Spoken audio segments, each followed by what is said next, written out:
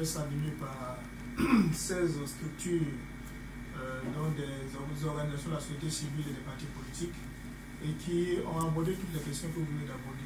Alors, moi, ce que je voulais savoir, c'est quel est le lien entre vous, ou bien est-ce que vous avez des relations avec les organisations de la société civile, notamment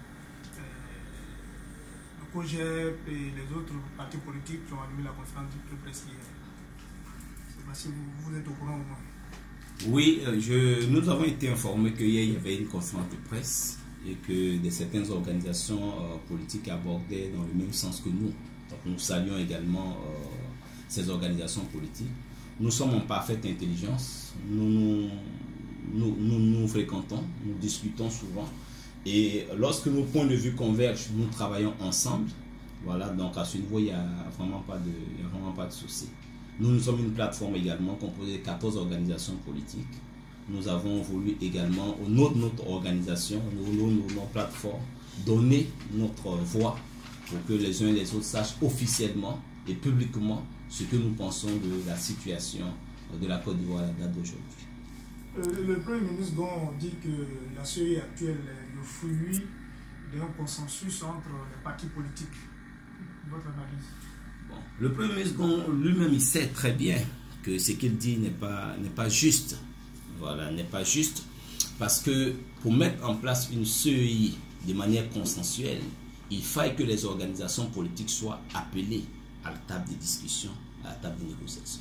Nous n'avons jamais été appelés. Plusieurs autres organisations comme la nôtre n'ont jamais été appelées, encore moins été associées.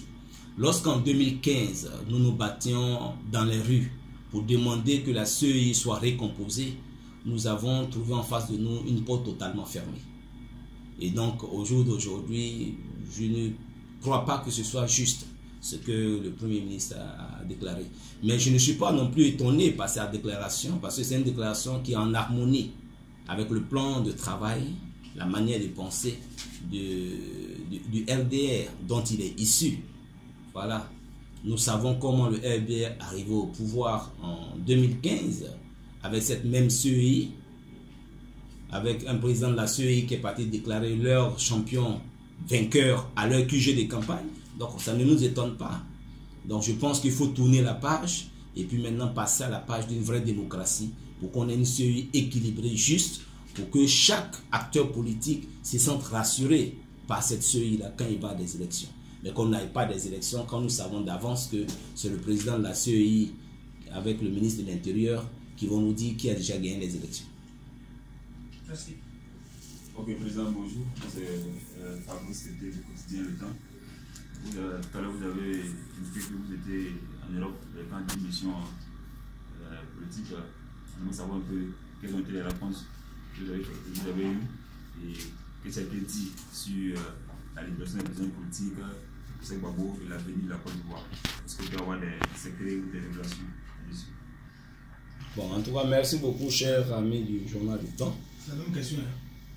D'accord, ok. Donc, nous avons rencontré plusieurs leaders politiques français. Nous avons rencontré également plusieurs leaders politiques africains. On ne pourra pas vous donner les détails de ce que nous avons discuté.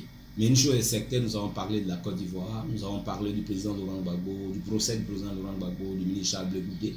Nous avons parlé de l'avenir de la Côte d'Ivoire et nous sommes beaucoup plus apaisantis sur 2020 pour que nous nous organisions à reprendre le pouvoir entre les mains du RHDP. Voici en somme les points sur lesquels nous avons réellement travaillé et nous avons réellement discuté. Et parmi ces possibilités,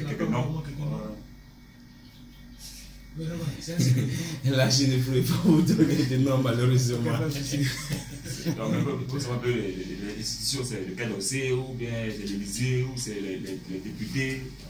Les élus locaux. Bon, nous avons rencontré en tout cas des élus locaux, nous avons rencontré des législateurs, nous avons rencontré des candidats aux élections présidentielles en Afrique. Voici un peu les qualités des uns et des autres que nous avons rencontrés.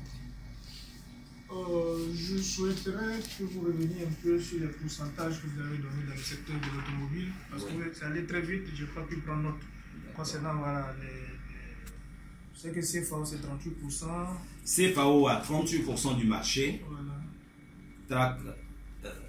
Attends, j'ai mon fichier là quelque part, je sais pas où je l'ai jeté.